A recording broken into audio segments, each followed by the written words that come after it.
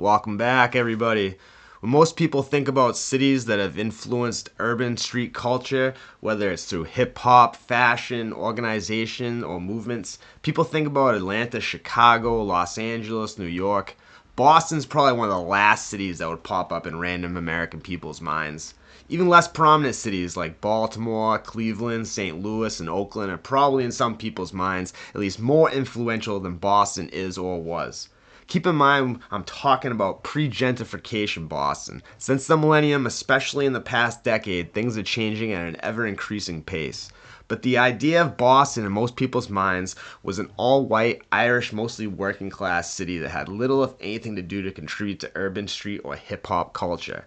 This is a false narrative. Like I said in previous videos, while the neighborhoods were mostly segregated, the city's overall population was actually pretty diverse. By 1980, 1 in 5 Bostonians was black, making up roughly 100,000 residents out of a total population of a little over 500,000 people. South of the now notorious Mass Ave, which by the way is not hype, if you don't have an appointment at Boston Medical Center, don't go there, especially not at night. I really can't believe people have to walk through that every day just to get to work. It's really sad. But south of Mass Ave, it's almost like a separate city, certainly so in the late 1980s and early 90s.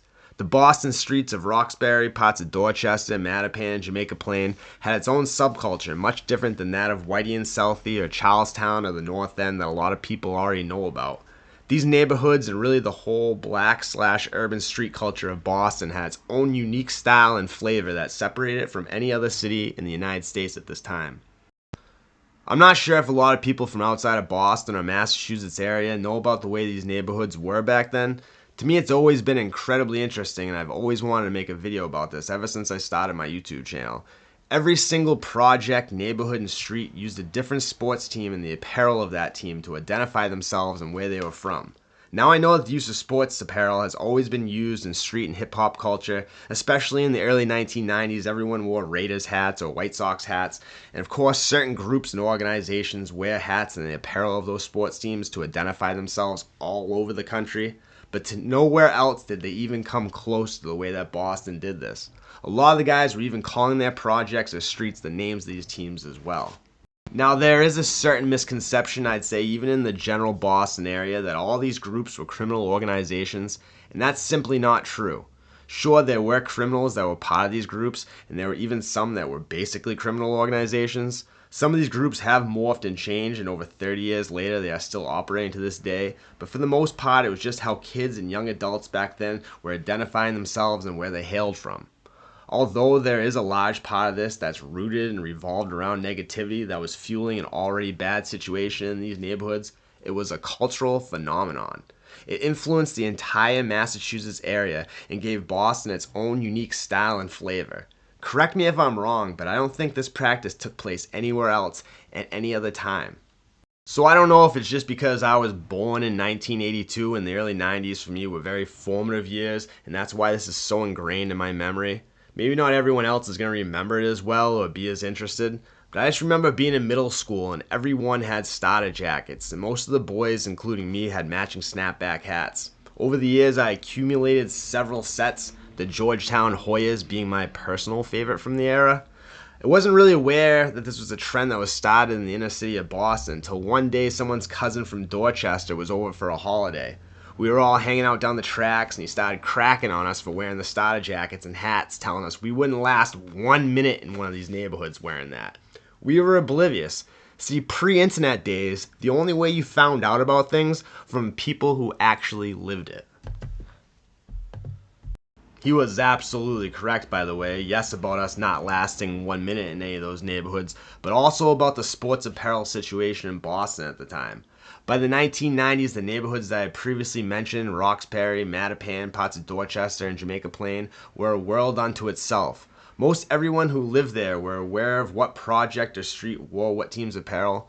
They knew what to wear, what not to wear, and most importantly, where to and not to. But to someone not from there, it could be completely confusing and dangerous. Wearing the wrong team's apparel in the wrong neighborhood could be seen as a provocation and not a good thing. From 1988 through 1991, Boston was an extremely violent city.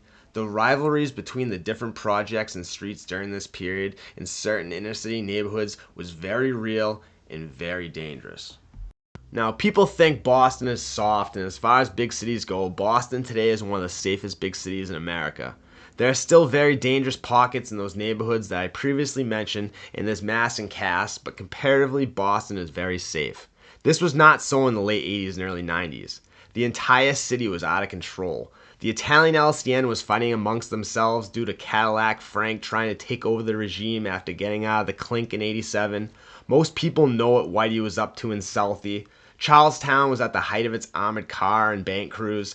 Even in Chinatown, things were popping off between the established Chinese running the rackets and the new and very dangerous Vietnamese refugees.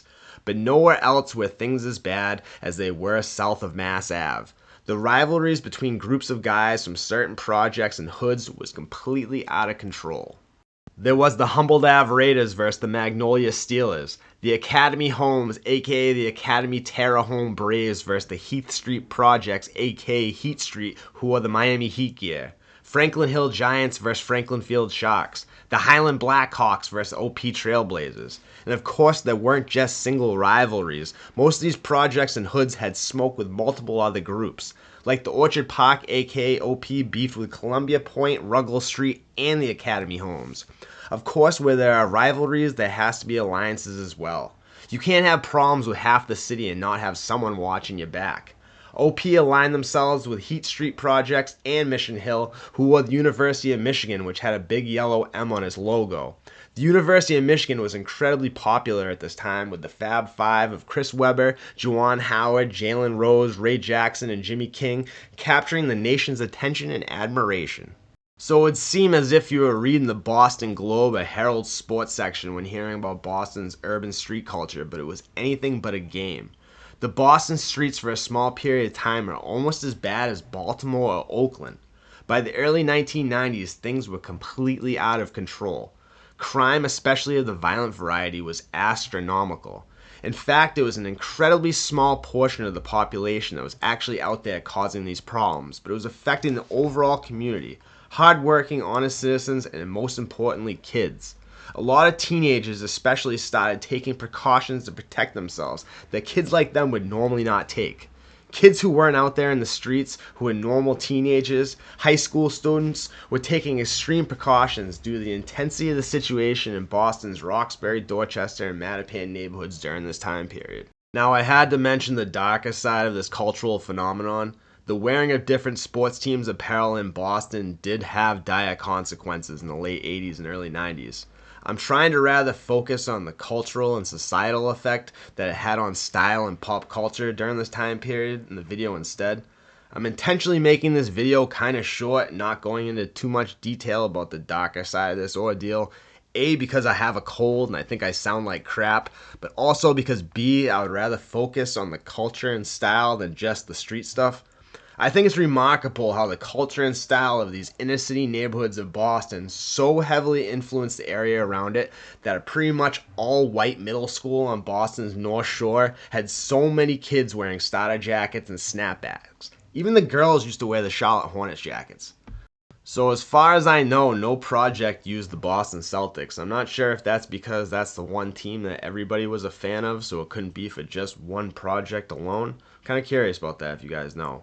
I heard that the Gallivan projects in Mattapan wore Bruins gear, and I think Castlegate used to wear Red Sox, but I'm not entirely sure on that one.